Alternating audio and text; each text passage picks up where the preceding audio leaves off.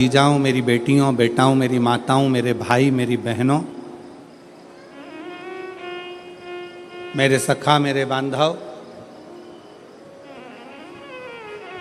एक बात बहुत सावधानी से स्मरण में लीजिएगा।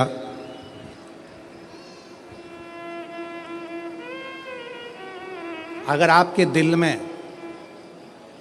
शिव महापुराण की कथा सुनने की उमंग, तुम्हारे दिल में भगवान शंकर की कथा सुनने का उत्साह, तुम्हारे दिल में भगवान शंकर की कथा में पहुंचने की उमंग, उत्साह अगर तुम्हारे दिल में आया है तो समझ लेना कि अब हम बार बार जन्म नहीं लेंगे और बार बार मृत्यु के प्रपंच में नहीं पड़ेंगे। अब हमें शिव मिल गया, अब हमें शंकर मिल गया, अब हमें शिव की प्राप्ति हो गई।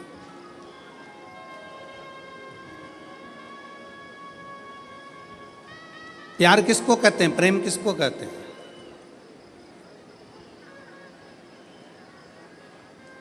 प्रेम की परिभाषा क्या है? प्रेम किसको कहते हैं? कि जिससे मिलने के लिए उत्साह बढ़ता जा, उमंग बढ़ती जा, दिल में तमन्ना, उत्साह, उमंग बढ़ती चली जा रही है।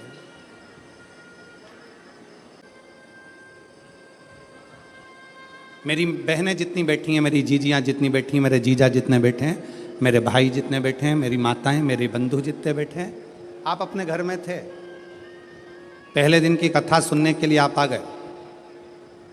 पहले दिन इतना भीड़ हो गया, इतना भीड़ हो गया, गाड़ी बहुत दूर खड़ी हो गई, धूप भी बहुत तेज, पैदल चल चल के आप अपनी गाड़ी तक पहुँचे, ट्रैफिक में फंस गए, घर पहुँच गए। अब आपने सोचा कि अब एक काम करूंगी, मैं तो टीवी पर कथा सुन लूंगी, कल नहीं जाऊंगी। पर जैसे ही कल हुआ और वापिस तुम्हारे मन में नी, 5 दिन की तो कथा है, चाहे कुछ भी हो जाए मैं तो जाऊंगी, चाहे कुछ। कभी स्मरण करिएगा आप, विचार करिएगा आप कि रावण में ऐसा क्या था कि रावण भगवान शंकर के कैलाश पर्वत को उठाने में लग गया, भगवान शंकर के शिवलिंग को ले जाने में लग गया। आखिर वो कैलाश पर्वत में, वो शिवलिंग में ऐसा क्या है जिसको वो उठाना चाहता है, जिसको वो उठा।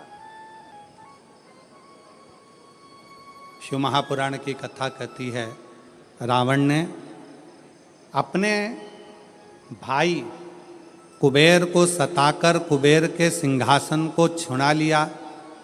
रावण ने अपने भाई कुबेर को सताकर उसका पुष्पक विमान भी ले लिया, पर रावण कुबेर का सिंहासन उठाकर ले गया। रावण कुबेर का पुष्पक विमान लेकर चले गया, पर रावण कुबेर के सिंहासन पर बैठ नहीं पाया। रावण कुबेर के सिंहासन पर, कुबेर की गादी पर बैठ नहीं सका, बैठ नहीं पाया।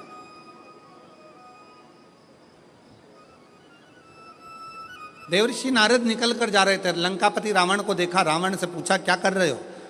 रावण कहने लगे कि मेरे को एक बात समझ में नहीं आती कि मैंने सारे इंद्र के सिंहासन को अपना बना लिया, देवताओं के सिंहासन को अपना बना लिया, सारे ग्रहों को अपने अनुकूल कर लिया, पर एक बात समझ में नहीं आती कि ये कुबेर का जो राज्य है, कुबेर का जो सिंहासन है, कुबेर का जो राज्य है, कुबेर का जो सिंहासन है, कुबेर का जो पद है, कुबेर की जो प्रतिष्ठा है, कुबेर का जो वैभव है, कुबेर का जो धन है, रावण कहता है ये मुझे कैसे प्राप्त हो, उसको मैं पाऊं कैसे, वो मुझे मिले कैसे, वो मुझे प्राप्त कैसे हो? देवऋषि नारद ने कहा, देवऋषि नारद बोले कि रावण, क्या तुमको मालूम है कि कुबेर की सत्ता, वैभव, लक्ष्मी, धन, संपदा कहाँ पर है? रावण ने पूछा, आप बताओ नारद जी की वो सत्ता, वो वैभव, वो पद, वो प्रतिष्ठा कहाँ है? देवऋषि नारद के मुख से निकल गया कि जो कैलाश पर्वत है जिस पर्वत पर भगवान शंकर विराजमान होते हैं, उस पर्वत के ठीक नीचे कुबेर का पद, कुबेर की प्रतिष्ठा, कुबेर का वैभव, कुबेर की लक्ष्मी, कुबेर का धन, सब कैलाश पर्वत के नीचे है।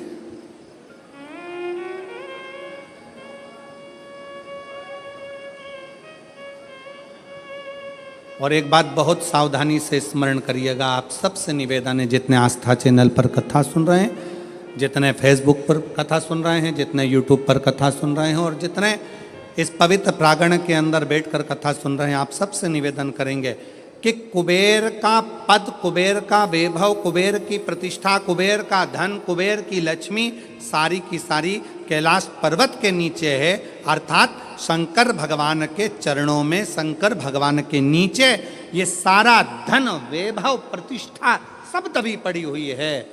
इसलिए लंका का राजा रावण मालूम पड़ने पर कैलाश पर्वत को उठाने लगा कि इसके नीचे से मैं लक्ष्मी को, वैभव को, धन को छुड़ा लूंगा, खींच लूंगा।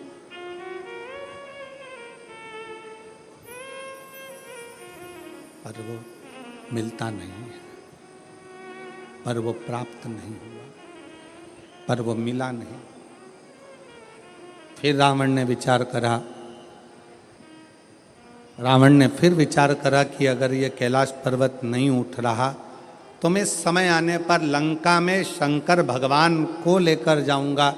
शिवलिंग लेकर जाने लगा तो भी वो शिवलिंग आखिरी में इतना बोझ हो गया, इतना वजन हो गया कि उसको भूमि पर रख दिया, ले जा नहीं सका। मेरी जीजियों, एक बात याद रखना, शंकर भगवान के चरणों में, भगवान शंकर के नीचे, भगवान शंकर के शिवलिंग के नीचे, भगवान शंकर के मंदिर में, शिवालय में, देवालय में, शिव महापुराण में, शंकर के चरणों में स्वयं वैभव, स्वयं लक्ष्मी, स्वयं धन, स्वयं प्रतिष्ठा सदा विराजमान रहती है। जब हम एक लोटा जल शंकर जी को चढ़ाते हैं, उस जल पर हाथ लगाकर थोड़ा सा जल उसमें से झेल कर लाते हैं, अपने घर के दरवाजे पर, दुकान पर, व्यापार पर, व्यवसाय पर, अपने वाहन पर जब हम वो जल छूटते हैं, उस जल को हम छिड़कते हैं, तो ये मान कर चलना कि आज नहीं तो कल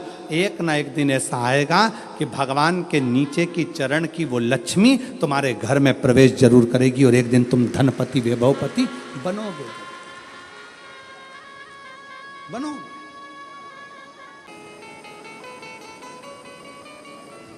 इन हाथों की रकीलें अगर गलत हैं, ज्योतिषाचार्य ने कह दिया कि ये रेखाएं तुम्हारी गड़बड़ हैं, ये रेखाएं गलत हैं, तो इन हाथों में जल का भरा हुआ एक लोटा पकड़ाओ, इस हाथों से शिव जी को जल चढ़ाना प्रारंभ करो, इन हाथों से शिव मंदिर में सफाई करना प्रारंभ करो, हाथों की रकीलें धीरे धीरे सुलझना प्रारंभ हो जाएगी और तुम्हारा जीवन श्रेष्ठ होता चलेगा, जीवन श्रेष्ठ होगा। ये भाग्य की रेखाओं में, ये भाग्य की रेखाओं में अगर कुछ गलत लिखा गया है, इसको शिव मंदिर में, शिवालय में, भगवान शंकर के चरणों में इस मस्तक को झुकाना प्रारंभ करिए।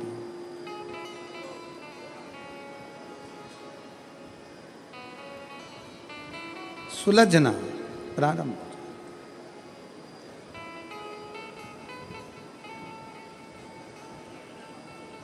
पर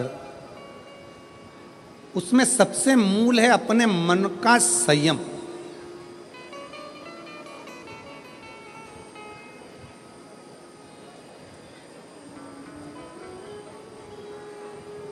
अपने मन का संयम। एक प्रश्न आपसे करेंगे, उत्तर दीजिएगा। एक तरफ शैतान है, राक्षस है, और दूसरी तरफ समुद्र है। आपसे कहा जाए कि इन दोनों में से एक को चुन लीजिए, एक तरफ समुद्र है, दूसरी तरफ राक्षस शैतान है। आप क्या चुनोगे? उत्तर दो। एक तरफ समुद्र है, एक तरफ राक्षस है, शैतान है, वो उधर से बढ़ रहा है, समुद्र की लहरें इधर से बढ़ रही है। आप दोनों में से क्या चुनना पसंद करोगे? क्योंकि इधर भी मरना है, उधर भी मरना है।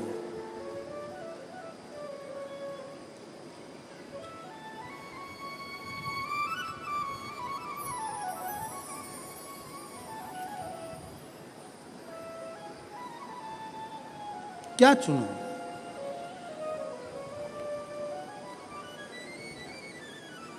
तो हो सकता है आप में से आधे लोग कहें कि हम समुद्र को चुन लेंगे, कोई कहे हम राक्षस को, शैतान को चुन लेंगे। परशु महापुराण की कथा कहती है कि समुद्र कितना गहरा है ये आपको मालूम नहीं है, पर वो राक्षस, वो शैतान कैसा है ये आपको मालूम है।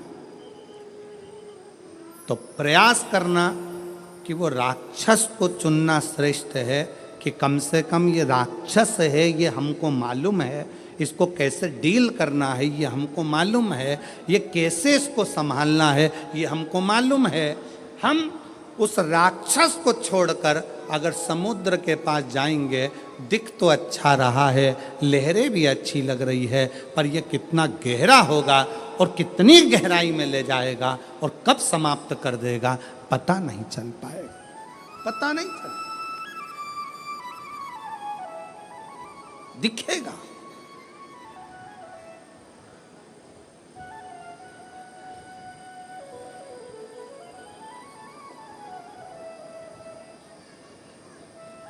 एक बहुत अच्छी कथा आती है। एक गांव का व्यक्ति अपना गांव छोड़ रहा है। क्यों? उसकी फैक्ट्री थी, बिक गई, उसका व्यापार था, बंद हो गया, परिवार वाले भी उसको चोट दे दी, परेशान कर दिया।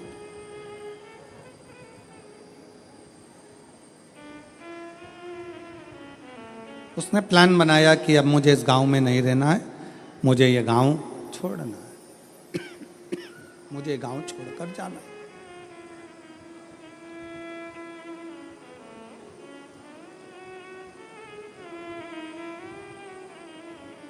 पूरा फैक्ट्री बेच दिया, घर बेच दिया, जमीन बेच दी, सब कुछ बेचकर धन एकत्रित करा, घोड़े पर बैठ गया, घोड़े पर बैठकर और सब बेचकर परेशान होकर वहां से चल दिया।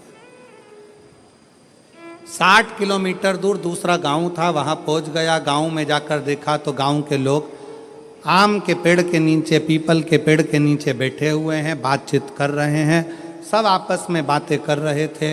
इस व्यक्ति ने अपना घोड़ा रोका, घोड़ा रोककर नीचे उतरकर उनके पास जाकर बैठा और बैठकर उसने पूछा, भैया एक बात पूछना चाहता हूं, क्या आप मुझे बताओगे? बोलो क्या बात पूछना है, क्या पूछना चाहते हो? भैया ये बताओ यहां के लोग कैसे?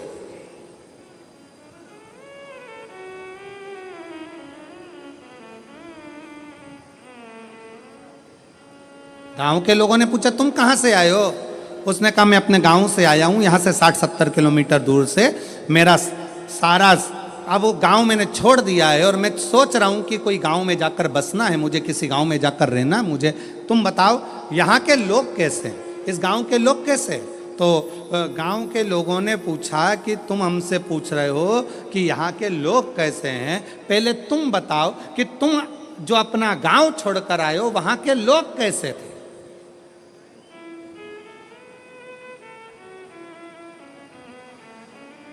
उस व्यक्ति ने कहा वहां हमारे गांव के लोग इतने दुष्ट, पक्के रावण, कंस की औलाद, इतने गंदे इतने गंदे पूछो मत। झूठ, प्रपंच, बेईमानी, छल सब उसमें भरा हुआ। अच्छा, हाँ, अब आप बताओ आपके गांव के लोग कैसे हैं? तो उन्होंने कहा भैया तुम जो बोल रहे हो बिल्कुल वैसे की वैसे ही हमारे गांव के लोग भी हैं।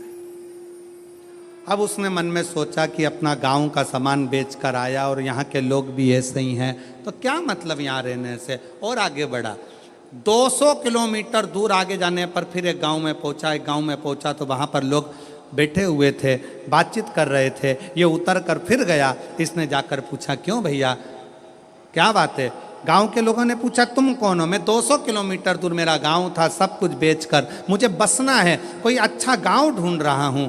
अच्छा, तो अब ये बताओ कि आपके गांव के लोग कैसे हैं? उसने कहा हमारे गांव के लोग, हाँ पहले ये बताओ कि तुम्हारे गांव के लोग कैसे थे? घोड़े पर बैठा हुआ व्यक्ति ने कहा मेरे गांव के लोग, हाँ।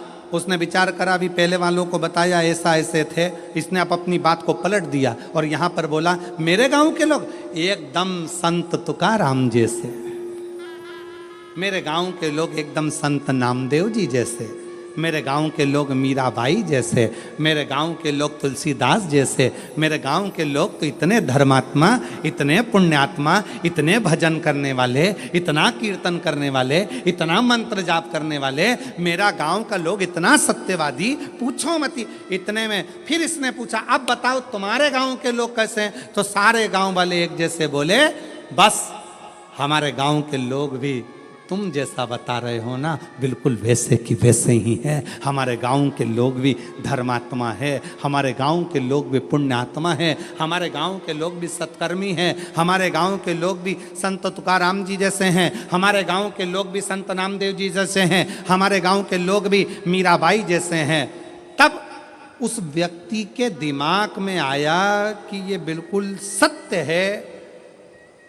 आप कितने भी गांव बदल लो, आप अपनी कितने भी घर बदल लो, आप अपने रिश्तेदार को छोड़कर दूसरे शहर में जाकर बस जाओ, तुम जैसे होगे वैसे ही दुनिया के लोग मिलेंगे। आप अच्छे हो तो दुनिया अच्छी मिलेगी। कितने बदलोगे? शहादा छोड़ा पूना चले गए, पूना छोड़ा मालेगांव चले गए, मालेगांव छोड़ा लातूर चले गए, लातूर छोड़ा नागपुर चले गए, नागपुर छोड़ा मुंबई चले गए। और वहाँ पर भी जाकर के हम तो जैसे थे, हमारे गांव के लोग जैसे पहले थे, जैसे हमारे आसपास के लोग ईर्ष्या रखते थे, जैसे हमारे गांव के लोग वैसा करते थे, वैसे की वैसे यहाँ मिल रहा है। उसका कारण क्या है? ना शहादा बुरा है, ना मालेगांव बुरा है, ना पुणे बुरा है, ना नागपुर बुरा है, ना भोपाल बुरा है, ना इंदौर बुरा है। बुरा कौन है? हमारी सोच कि हम दिन भर एक दूसरे में बुराइयां ढूंढते रहते हैं। मेरा पड़ोसी ऐसा, मेरा रिश्तेदार वैसा, मेरा देवर ऐसा, मेरी देवरानी ऐसी, मेरी जेठानी ऐसी, मेरा परिवार ऐसा, मेरा कुटुंब ऐसा, मेरा कबीला ऐसा। हम दिन रात अपने गांव में रहकर, अपने घर में रहकर भी हम दिन भर बुराई ढूंढते थे। तो तुम अच्छे से अच्छे बंगले में जाकर रह लो, वहां भी तुमको बुराई ही मिलेगी। तुम अच्छे से अच्छे 5 स्टार होटल में रह लो, वहां पर तुमको बुराई ही मिलेगी। और जब तुम्हारी आदत हो गई छोटे से घर में भी अगर तुम दिल बड़ा रखकर प्रेम के साथ रहते हो ना, तो तुम जहाँ रहोगे ना वहाँ पर भी तुमको आनंद की अनुभूति होती रहेगी, प्रसन्नता मिलती रहेगी वहाँ पर।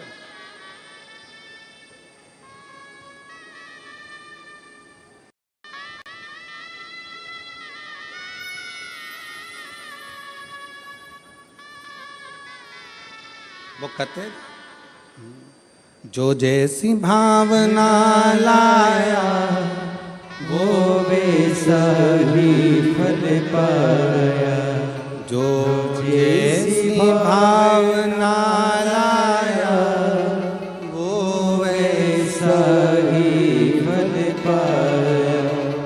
नहीं खाली उसे लौटाया, वो मन ही मन हर्षाया। और कर दिया माला माल काशी वाले ने, लुटा दिया भंडार काशी वाले ने। लुटा दिया भंडार काशी वाले। जिस भावना से, जैसी सोच लेकर, जैसा विचार रखकर, जैसा व्यवहार रखकर आप आओगे, वैसा सुख आपकी जिंदगी का एक पत्र है। देखिए,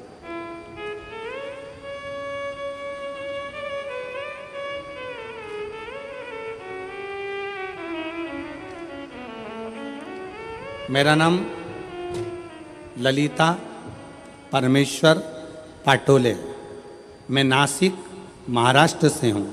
मेरा मोबाइल नंबर ये है। मेरा नाम ललिता परमेश्वर पाटोले, मैं नासिक महाराष्ट्र से हूँ। मेरा मोबाइल नंबर ये है। कहीं बैठी हों तो हाथ हिला सकती हैं, और अगर कहीं बैठी हों तो बेलपत्र लेने के लिए आ सकती हैं। बाबा, मेरे पति, पत्र को आप लोग एलईडी पर पढ़ सकते हैं। कहीं एलईडी है, उन पर पत्र चल रहा है, एलईडी पर पत्र पढ़ सकते हैं। बाबा, मेरे पति आर्मी से रिटायर हैं। वे अब रिक्शा चलाते हैं और पढ़ाई भी करते हैं। आर्मी से रिटायर होने के बाद मेरे पति रिक्शा चलाते हैं और पढ़ाई भी करते हैं। 2023 को नासिक में कथा चल रही थी, जब दादा बाबू भूसे ने उस पवित्र कथा का लाभ हमको दिया था। हम लोग नासिक के उस पवित्र कथा को सुन रहे थे। मेरे पति आपको नहीं मानते थे, ना मेरे पति आपको जानते थे, ना मानते थे। गुरुदेव, उनका विश्वास नहीं था, क्योंकि मिलिट्री में सर्विस करते थे। जैसी सोच थी वैसे अनुकूल वो रहेगा। मैंने अपने पति से कहा, आप भले कथा सुनने मत जाओ, मुझे पंडाल के बाहर छोड़कर आ जाओ।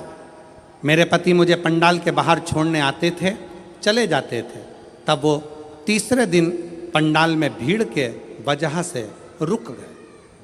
उन्होंने कहा, भीड़ ज़्यादा है, वापस लेने कैसे आऊँगा? तो उन्होंने गाड़ी खड़ी कर कर तीसरे दिन की कथा में पंडाल में ही रुक गए। पंडाल में रुके। उस दिन धूलिया से एक औरत पैदल आई थी। उसे देखकर मेरे पति के आंखों में आंसू आए। बाबा सबकी सुनता है। उसने उस स्त्री से पूछा, तुम पैदल चलकर धूलिया से नासिक आई हो, तुम्हें बाबा ने क्या दिया? उस महिला ने कहा, मैंने जो मांगा था मेरे भोलेनाथ ने दे दिया, इसलिए मैं पैदल चलकर नासिक तक आई हूँ। नासिक तक आई हूँ। मेरे पति को लगा मैं आर्मी से रिटायर हूँ, अब रिक्शा चलाता हूँ, पर मेरी कोई सरकारी नौकरी नहीं लग रही है, मेरे बेटे की भी नौकरी नहीं लग रही है। आज कथा का तीसरा दिन है। आज मैं पृथ्वी पर बैठकर, पंडाल में बैठकर बाबा से विनय करता हूँ, अगर कुबरेश्वर बाबा शंकर जी की कथा में अगर प्रबलता है तो वो मेरी भी नौकरी लगा दें और मेरे बेटे की भी लगा दें। गुरुदेव, बेटे का मेडिकल बार बार रुक रहा था। नासिक में उसका मेडिकल होने वाला था और मेरे पति ने तीसरे दिन की कथा में बाबा से गुहार लगाई। लोग कहते हैं कि ये शिव महापुराण का पंडाल है। मेरे पति ने कहा, वो सियोर वाला महाराज इतना दमदारी से बोलता है, मतलब शिव पुराण की कथा में शंकर खुद कथा करता है, अगर उसके सामने बैठकर बोला जाए तो बाबा सुनता जरूर है। मेरे पति ने गुहार लगाई और बाबा से प्रार्थना कर कर मेरे पति कथा सुनकर आ गए। जब पूरी कथा हो गई, कथा सुनकर हम लोग घर आए। घर आने के बाद मेरे बेटा एक एग्ज़ाम दे रहा था। एग्ज़ाम का रिजल्ट जिस दिन हम घर पर आए शाम को, उसी दिन बेटे का शाम को फ़ोन आ गया कि पिताजी मेरा सिलेक्शन आर्मी में हो गया, बाबा की कृपा से मैं सिलेक्ट हो गया। गुरुदेव, आर्मी में तो सिलेक्ट हो गया। मेरे पति बोले एक बार सीहोर जाना है, वहाँ पर जाकर बाबा से अर्जी लगाना है। कथा सुनी। 15 दिन बाद सीहोर पहुँच गए। सीहोर में कंकर शंकर की पूजन कर कर कहा, बाबा तूने मेरे बेटे की तो नौकरी लगा दी, बस मैं बचा हूँ, आर्मी से रिटायर हुआ हूँ, रिक्शा चलाता हूँ, तू मेरी और नौकरी लगा दे। बाबा की ऐसी कृपा हुई कि बाबा की कृपा से आज ऐसी करुणा, सीहोर से आने के बाद 3 महीना भी पूरा नहीं हुआ और बाबा की कृपा से मेरा बॉम्बे के अंदर मेरा सिलेक्शन जेल के प्रहरी के रूप में हो गया और मैं बाबा को यहाँ प्रणाम करने के लिए आया हूँ।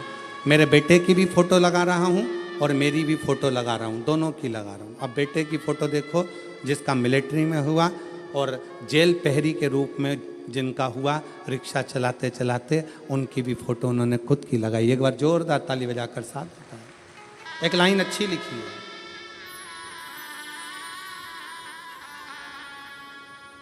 बोलो जरा लाइन को आप लोग बोलो एलईडी पर पढ़ के।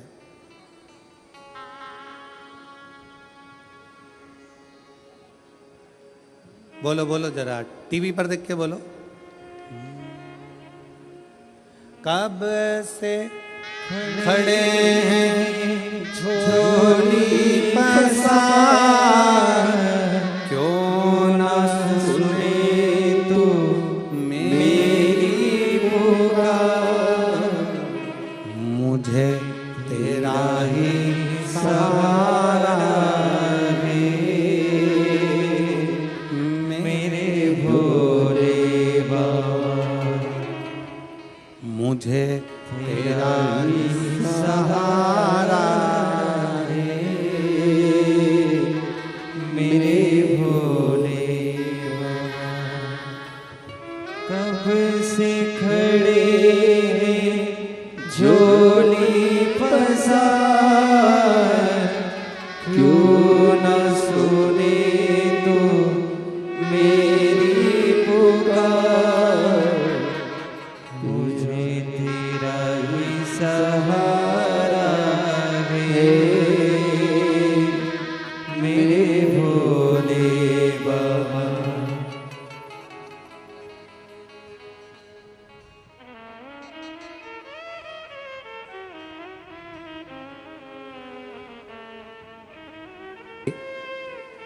पुनः वापिस नौकरी लगी, बेटे की भी नौकरी लगी। एक बार जोरदार ताली बजाकर स्वागत करिए। और मुझे तेरा ही सहारा है, मेरे भोले बाबा। मैंने तुझे ही पुकारा है, मेरे भोले बाबा। दिल से उसको कल कथा में कहा था, दुनिया की निगाह में ये केवल कथा का पंडाल है।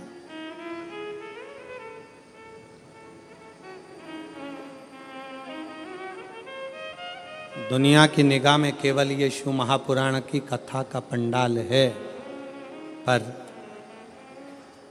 हम कहते हैं ये केवल कथा का पंडाल नहीं, आपकी किस्मत खोलने की चाबी का पंडाल है, जहां किस्मत खोलने की चाबी मिलती है।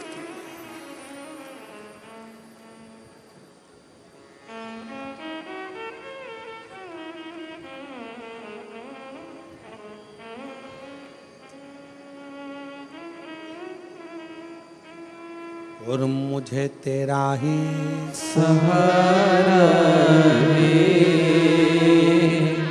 मेरे भोले बाबा। शंकर भगवान के शिवलिंग के नीचे का स्थान कुबेर का होता है, शंकर भगवान के कैलाश के नीचे का स्थान कुबेर की लक्ष्मी का होता है।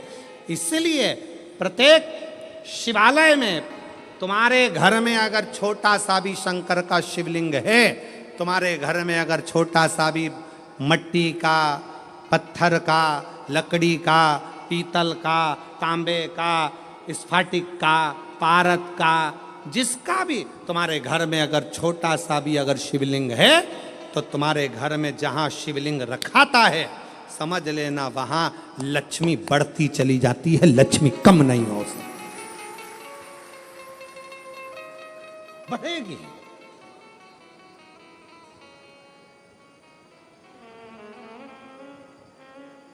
बस दो चीजों का स्मरण रखिए, एक अपने खानदान का और दूसरे अपने खान पान का।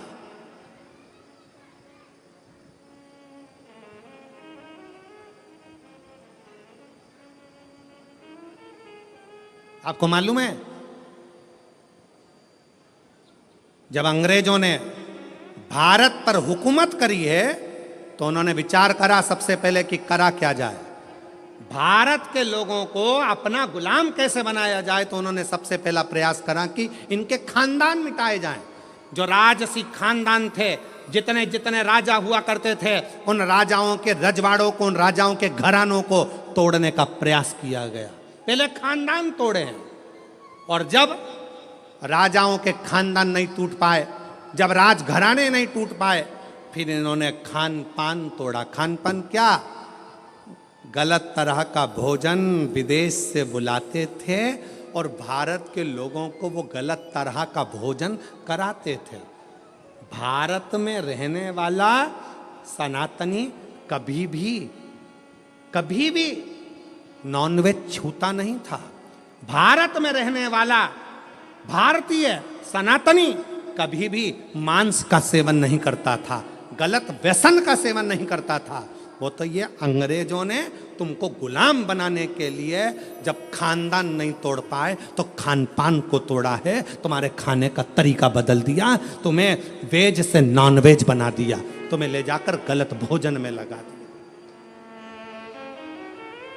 गलत भोज।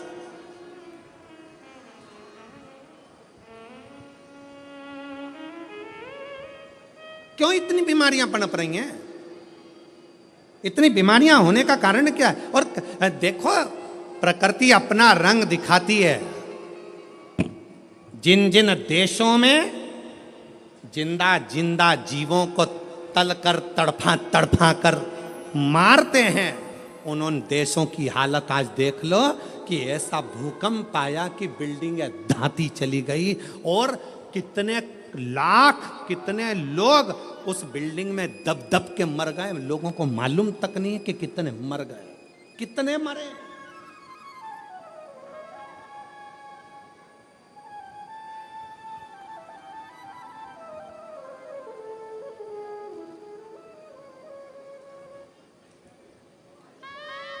कितने